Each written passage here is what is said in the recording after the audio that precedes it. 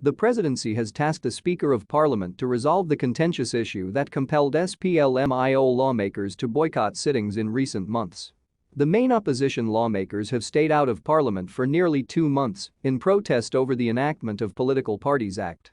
They claim the amendment was passed without a consensus. However, the spokesperson of the first vice president said President Kiir and Machar agreed on Friday that the enactment of Political Parties Act was based on a power-driven majority. Both Baluang stated that the principals decided to refer the matter back to Speaker Gemma Nunukumba to address the grievances.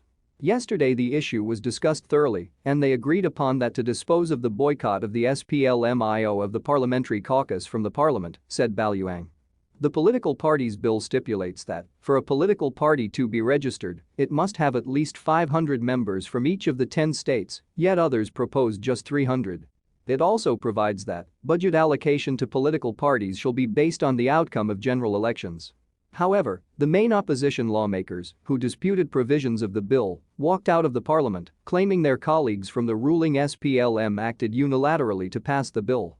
Following the boycott, Speaker Gemma Nunukumba forwarded the matter to the presidency for resolution. Meanwhile, Machar's spokesman said the meeting called on the boycotting MPs to resume sittings. According to both, the outcome of the presidency meeting also agreed that all bills passed in the parliament after the opposition boycott should be nullified. President Kiir, also agreed that any bill coming from the NCAC should not be tempered. Whatever bill that has been passed in the parliament after the boycotting of the SPLM-IO should be nullified, he said. And this is one of the issues will be communicated to Nunukumba by the Minister of the Presidential Affairs, both added.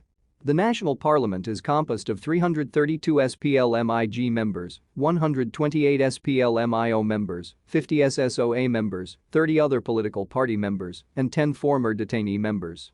The presidency has tasked